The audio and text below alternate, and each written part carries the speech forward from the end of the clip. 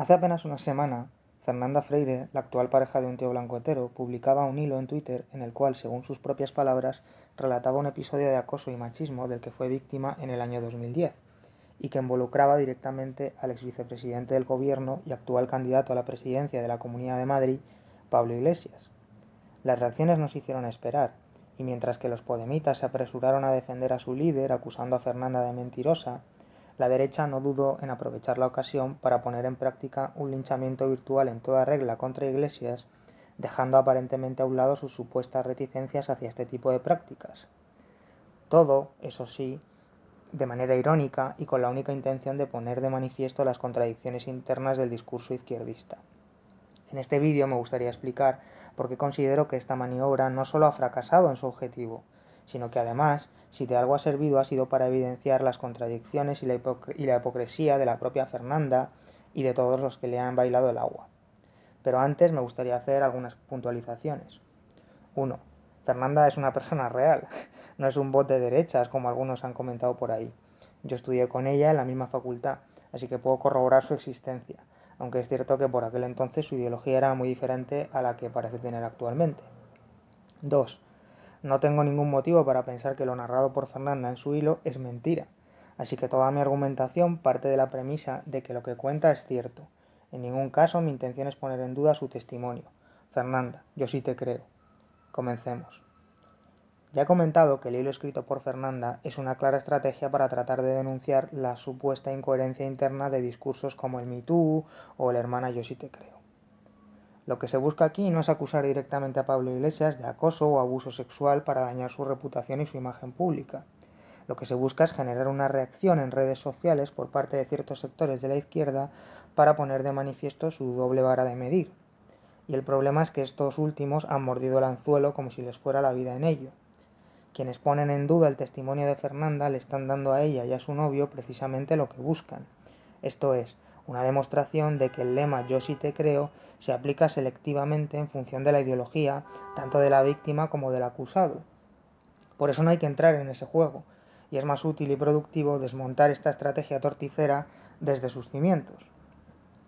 En primer lugar, no es cierto que el yo sí te creo no se aplique cuando la víctima es de derechas o el acusado de izquierdas. Casos como el de Dayo, Masa Demócrata o Castelo demuestran claramente que el feminismo no ha tenido ningún problema en condenar abiertamente los comportamientos y actitudes machistas de personajes públicos reconocidamente de izquierdas. Y a partidos como Podemos o Más Madrid tampoco les ha temblado la mano a la hora de expulsar a algunos de sus miembros acusados de acoso sexual. Del mismo modo, nada ha impedido que muchas feministas se hayan solidarizado con Rocío, la hija de Rocío Jurado, a pesar de no ser precisamente una persona de izquierdas.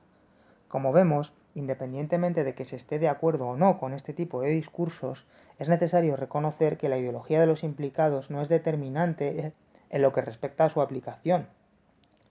La gente no ha dudado del testimonio de Fernanda por su ideología, sino por las características del mismo y por el contexto en el que éste ha tenido lugar.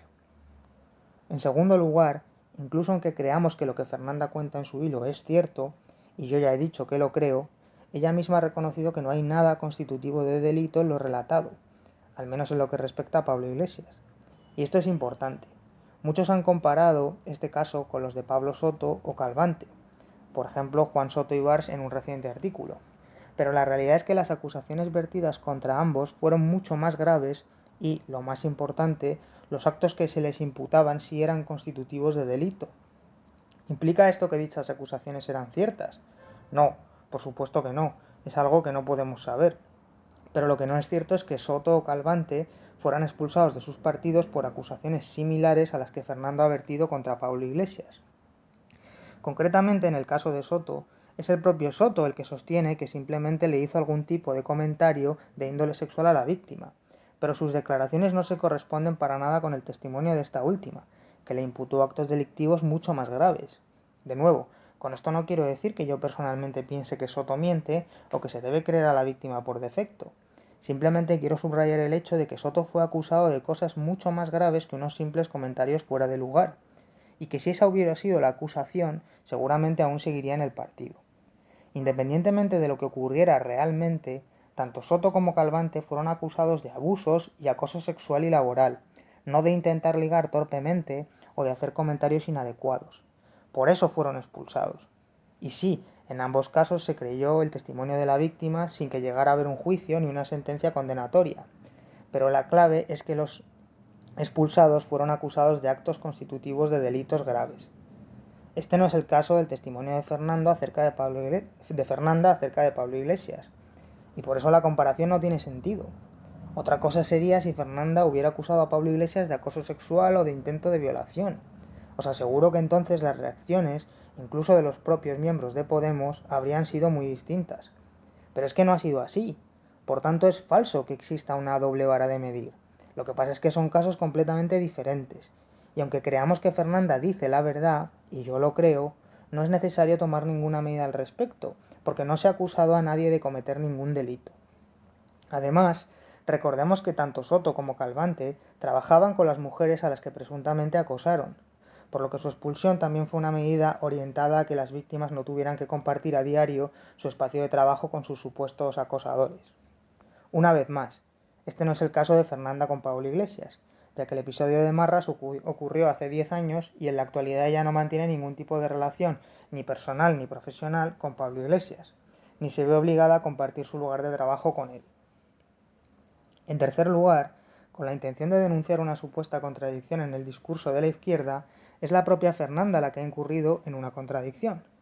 Según sus propias palabras, ella no considera que Pablo Iglesias la acosara o abusara de ella, y por tanto tampoco piensa que deba ser cancelado ni que se deba tomar ninguna medida contra él. Además, tanto ella como su pareja, un tío blanco hetero, llevan tiempo denunciando lo peligroso que es creer por defecto y sin pruebas a las supuestas víctimas de acoso. Así las cosas, ¿de qué se queja realmente Fernanda? Ya hemos demostrado que la reacción de la izquierda al testimonio de Fernanda es perfectamente compatible con el hermana Yo sí te creo, pero es que aunque no lo fuera, con lo que sí es perfectamente compatible es con el discurso defendido a capa y espada por la propia Fernanda. La izquierda simplemente ha hecho lo que Fernanda y su novio llevan años reivindicando, por lo que entiendo que deberían estar contentos. Y es ahí donde reside la contradicción. Puede que la izquierda se haya contradicho al poner en duda el testimonio de Fernanda, o al creerla pero no haber tomado ninguna medida contra Pablo Iglesias, aunque como digo, yo no pienso que lo haya hecho. Pero la primera que se ha contradicho a sí misma y a su discurso ha sido la propia Fernanda al elaborar su hilo y compartir su historia, aunque lo haya hecho de manera irónica o a modo de estrategia política. Al fin y al cabo, ella está en contra de que las mujeres compartan este tipo de testimonios en redes y de los linchamientos virtuales que suelen derivarse de ello. La impostación irónica no anula la contradicción. Aunque su intención fuese evidenciar las contradicciones de la izquierda, Fernanda sabía perfectamente que su hilo tendría el efecto colateral de dañar la imagen pública de Pablo Iglesias y generar un posible linchamiento virtual hacia su persona. Y eso fue exactamente lo que ocurrió, ya que aunque gran parte de la izquierda cerró filas para defender a su líder, la derecha vio el cielo abierto ante la oportunidad de atacar a Iglesias en plena campaña electoral para las elecciones a la presidencia de la Comunidad de Madrid. En pocas horas, el hashtag Pablo Acosador ya era trending topic y la mayor parte de los diarios nacionales se hicieron eco de la noticia. Y sí, Fernanda reculó y puntualizó que Pablo Iglesias jamás la había acosado ni abusado de ella. Entiendo que por miedo a posibles represalias legales. Lo cual, dicho sea de paso, como ya he explicado, anula por completo la capacidad de su testimonio para poner de manifiesto las contradicciones internas de la izquierda y lo reduce a mera anécdota universitaria. Pero pese a que Fernanda declarara explícitamente que no quería provocar un linchamiento hacia la figura de Pablo Iglesias, el resultado final fue el mismo que si esa hubiera sido su intención. Y, como reza la máxima del pragmatismo filosófico, para que una distinción tenga sentido en la teoría, debe tenerlo también en la práctica.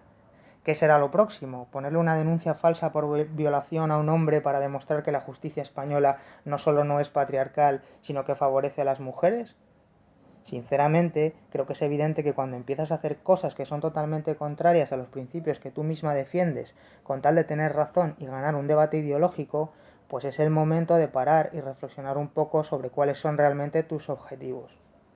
Y ese es el problema, que tanto Fernanda como un tío blanco hetero hace ya tiempo que abrazaron sin tapujos lo que algunos denominan la política del zasca. Esa en la que parece que es más importante tener razón y, sobre todo, demostrar que el otro se equivoca que solucionar los problemas que acucian a nuestra sociedad. Nada sorprendente, por otra parte, teniendo en cuenta que la política del zasca contribuye a incrementar una polarización social de la que ellos se benefician económicamente, por mucho que se empeñen en negarlo.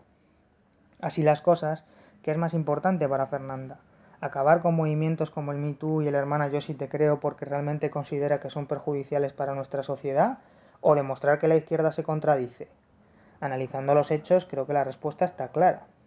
Supongo que una mujer víctima de abusos sexuales le haga un Me Too a su victimario porque no se siente amparada por la justicia y, por qué no decirlo, por venganza, no es legítimo. Pero que Fernanda se lo haga a Pablo Iglesias para denunciar las contradicciones de la izquierda sí lo es. Está claro que para Fernanda el fin justifica los medios, y que todo vale con tal de ganar la batalla cultural, aunque ello implique mearse y cagarse en los valores y los principios que supuestamente defiende. Y lo mismo podría decirse de todas aquellas personas que le han reído la gracia, que han contribuido a viralizar su hilo y han compartido el hashtag Pablo Acosador, a pesar de que dicen estar en contra del Me Too, del Yo sí te creo y de la cultura de la cancelación. De este modo, Fernanda y sus seguidores han demostrado no ser mejores que esa izquierda a la que tanto critican, ya que no han tenido ningún problema en instrumentalizar un discurso al que dicen oponerse fervientemente para alcanzar sus propios fines políticos. Y si eso no es hipocresía y tener una doble vara de medir, pues entonces no sé qué lo es.